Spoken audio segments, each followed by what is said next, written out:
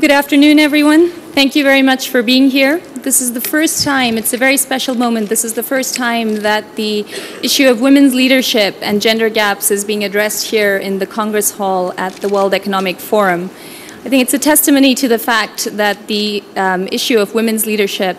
is so critical to today's economy and society. Women make up 1/2 of the human capital that's available to any economy. If that 1/2 isn't educated, isn't healthy, isn't integrated into the economy and into decision-making structures, countries will lose their competitive potential. I'm going to speak just briefly about the Women Leaders and Gender Parity program at the World Economic Forum. There are essentially 3 parts to the program. The first is benchmarking and analysis. Every year we produce a global gender gap report that ranks countries according to the size of their gender gaps, over 130 countries, on health, education, economic participation, and political empowerment criteria. Second, our work focuses on best practices. What are the successful interventions that actually help close gender gaps? And third, we aim to bring together the leaders, influential leaders such as yourself, that can actually help close those gaps and by applying some of that data analysis, policies, and practices. And finally, of course, we aim to increase the participation of women leaders here at the World Economic Forum. 10 years ago, when we started out in this program, there were 9% women present here at Davos. Today, there are 17%. Still some way to go, but there are signs of change. Amongst our young global leaders community and our shapers community, we've achieved 40%. And last year, the World Economic Forum introduced a quota of 20% for our strategic partners. I'll now hand over to Nicholas Kristof, the moderator for our spectacular panel. Thank you. Thank you, Sadia. Well, I have to say that this is something of a milestone. There's been a tradition here to regard women's empowerment as something that is worthy and nice, but also a soft issue and kind of secondary. And to have this discussion with this extraordinary panel being held here in this large hall is really a reflection of the degree to which this issue has grown up and has graduated to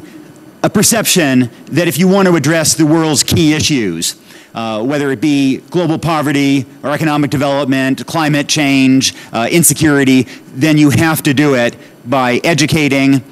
girls and bringing those educated women into the formal labor force and into positions of power, whether it be here at the World Economic Forum or in the corridors of power all over the world. We have this terrific panel to discuss these issues with. From my left, we have Prime Minister Yingluck Shinawatra of Thailand. The first woman Prime Minister of Thailand. We have Archbishop Desmond Tutu, the Nobel Peace Prize laureate, also chair of the Elders.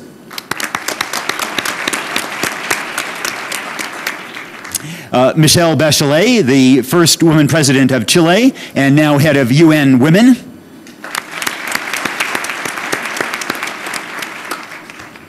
Talal Al-Zain, who is the CEO of Mumtalakat Holdings in Bahrain and a real leader in empowering women in the business community, not only in Bahrain, but around the world.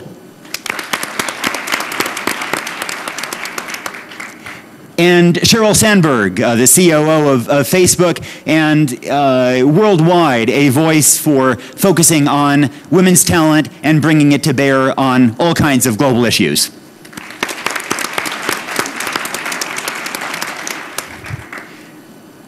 When economists try to explain the economic dynamism of Asia, then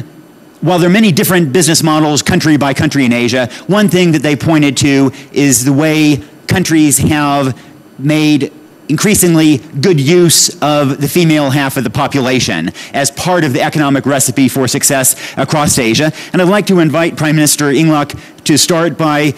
giving us her sense of how Thailand has used the female half of its population as part of its extraordinary economic dynamism. Prime Minister Yingluck.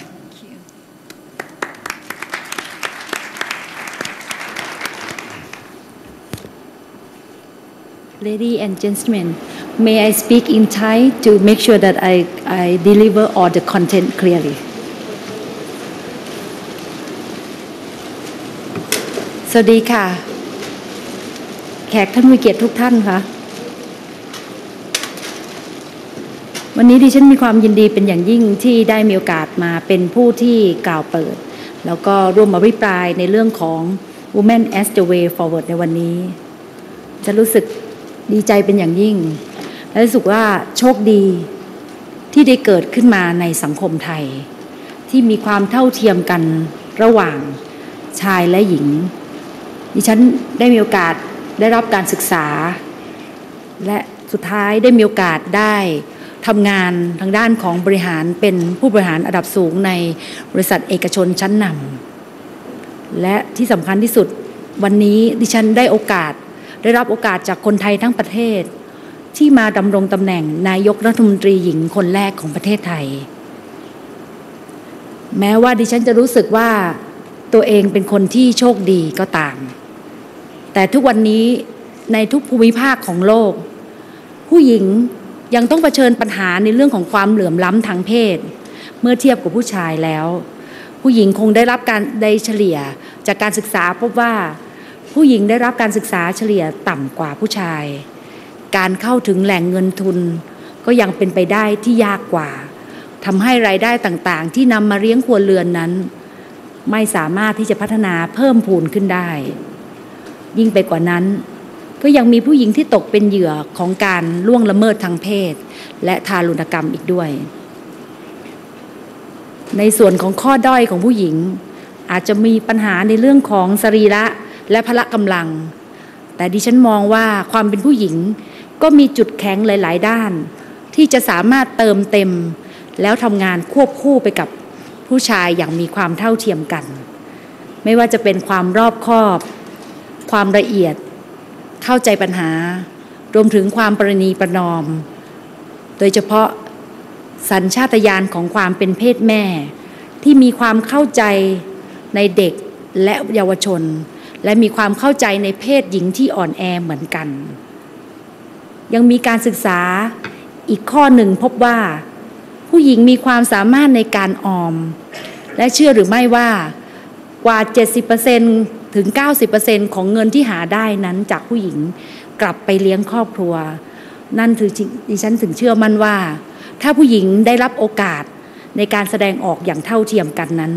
ก็เป็นอีกหนึ่งในปัจจัยในการที่จะสร้างความเจริญและเติบโตโดยเฉพาะทางเศรษฐกิจอย่างยั่งยืนและมั่นคงต่อไปซึ่งวันนี้ถ้าถามว่าจำนวนประชากรของผู้หญิงไทยนั้นหรือประชากรของผู้หญิงทั้งโลกนั้นเกือบ 50% ตรงนี้แหละค่ะที่เป็นอีกหนึ่งช่องว่างที่เราจะสามารถให้ผู้หญิงนั้นได้มาเติมเต็มในส่วนอื่นเพิ่มขึ้นมาและรวมถึงการมีบทบาททั้งทางด้านของสังคมเศรษฐกิจและการเมืองดังนั้นการผลักดันให้เกิดพลังของผู้หญิงในการแก้ปัญหาความเหลื่อมล้ำทางเพศก็ต้องเริ่มจากการที่แก้ไขในการฝังรากลึกในเรื่องของวัฒนธรรมและทางสังคมและที่สำคัญต้องแก้ที่ปัญหาต้นเหตุอย่างแท้จริงสำหรับรัฐบาลของดิฉันมีนโยบายในการจัดตั้งกองทุนพัฒนาบทบาทสตรีแห่งชาติขึ้นเป็นครั้งแรกในประเทศไทยที่มุ่งหวังอยากจะให้สตรีนั้นเป็นพลังสำคัญในการสร้างสรรค์และพัฒนาประเทศซึ่งกองทุนนี้ไม่เพียงแต่แก้ปัญหาพื้นฐานของสตรีให้เข้าถึงแหล่งเงินทุนและการที่แก้ปัญหาในเรื่องของการละเมิดสิทธิมนุษยชนที่กระทำต่อสตรีแล้วก็ยังจะเป็นส่วนสำคัญในการพัฒนาศักยภาพของสตรีให้สามารถที่จะเลี้ยงตัวเองและครอบครัวรวมถึงการพัฒนาความเข้มแข็งของเครือข่ายสตรีต่อไปนอกจากการให้การสนับสนุนของสตรีแล้วดิฉันมีความพร้อมที่จะให้ความสนับสนุนในการที่จะพัฒนาเด็กหญิงเพื่อให้ได้รับการศึกษาเพราะเด็กหญิงคนหนึ่งที่กำลังลงทุนในการศึกษานั้นมีคุณค่าและสามารถที่จะสร้างความเข้มแข็งแรงให้กับประเทศเพราะว่าจากสถิติเช่นกันว่าเด็กผู้หญิงที่ได้รับการศึกษาโอกาสในการที่จะถูกล่วงละเมิดทางเพศหรือโอกาสในการที่จะถูกรังแกนั้นน้อยลงและยิ่งให้โอกาสของผู้หญิงได้รับการศึกษาโดยเฉพาะเด็กหญิงนั้นก็จะทำให้โอกาสในการเติบโตของรายได้ในครอบครัวเพิ่มมากขึ้นอีกด้วยดังนั้นก็ยืนยันค่ะว่าทั้งเด็กหญิง แล้วก็เยาวชนและผู้หญิงเป็นส่วนหนึ่งของการพัฒนาเศรษฐกิจและการเมืองโลกอย่างมั่นคงแต่ดิฉันยังหวังเป็นอย่างยิ่งว่าการแลกเปลี่ยนความคิดเห็นระหว่างผู้เข้าร่วมอภิปรายที่ล้วนแต่เป็นผู้หญิงที่ประสบความสำเร็จหรือผู้ร่วมอภิปรายที่ทำงานและเข้าใจปัญหาของผู้หญิงนั้นก็จะเป็นอีกก้าวหนึ่งของการสร้างการขับเคลื่อนและพัฒนาบทบาทสตรีเพื่อส่งเสริมให้ผู้หญิงนั้นสามารถที่จะก้าวขึ้นมาเป็นกำลังสำคัญควบคู่กับผู้ชายได้อย่างทุกภาคส่วนค่ะสุดท้ายนี้นะคะดิฉันก็ขออนุญาตใช้โอกาสนี้ในการที่จะแจ้งว่าประเทศไทยจะเป็นเจ้าภาพการประชุม World Economic Forum on East Asia ที่กรุงเทพในวันที่30พฤษภาคมถึง1มิถุนายนที่จะถึงนี้ภายใต้หัวข้อ Shaping the Region's Future Through Connectivities โดยจะมีการหารือเรื่องของการสร้างความเจริญของโลกในมิติต่างๆในการพัฒนารวมถึงการเพิ่มบทบาทสตรีก็เป็นอีกหนึ่งประเด็นสำคัญอยากขอให้เรียนเชิญทุกท่านไปสัมผัสกับความน่าอยู่ของประเทศไทยเพื่อที่จะมาร่วมประชุมใน World Economic Forum ในครั้งนี้และโอกาสนี้ในเย็นนี้เรามีงาน Thailand Night ที่โรงแรม Central Sport Hotel ระหว่าง 7:30 น.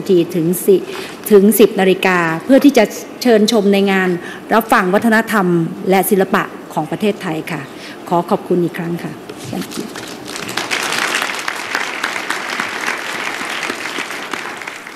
Thank you very much, Madam Prime Minister.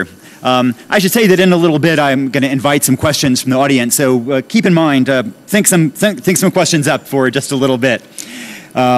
Now,